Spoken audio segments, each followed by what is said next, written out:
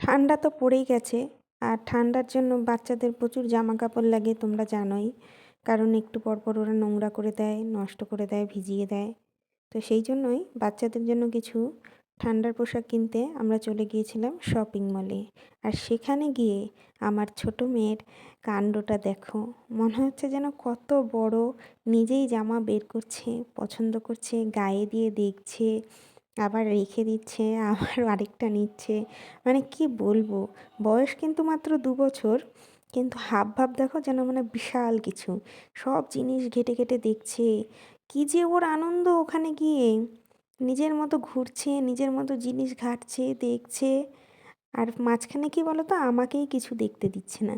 মানে ও এত দুরন্তপনা করছে যে ওর পিছনেই আমাকে পড়ে থাকতে হচ্ছে। আমি আর ওদের জন্য যে কিছু পছন্দ করে নিব সেটা করতে পারছি না। সেই দায়িত্বটা কিন্তু আমি ওর বাবার উপর দিয়ে দিয়েছি। আর আমি কিন্তু মেয়ের পিছে পিছে ছুটছি। দেখো, একটা জিনিসও কিন্তু নষ্ট করছে না, নিয়ে ধরছে, দেখছে, আবার কিন্তু রেখে দিচ্ছে।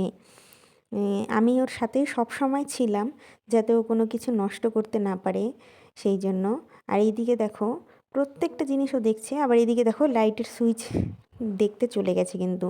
এটাতে ওর ভীষণ ইন্টারেস্ট, কোথায় সুইচ আছে সেটা অন অফ করবে, ভীষণ ইন্টারেস্ট। আর খুব জিদ্দি, মানে যে টেনে নিয়ে আসছি ও আবার চলে যাচ্ছে। আর দুই বোন মিলে যে কী মজা, দৌড়াচ্ছে, ফুর্তি করছে। তো আমার এই ছোট্ট ব্লগটা তোমাদের কেমন লাগলো তা অবশ্যই কমেন্ট করে জানাবে। আজকের মতো এখানেই শেষ করছি, টাটা।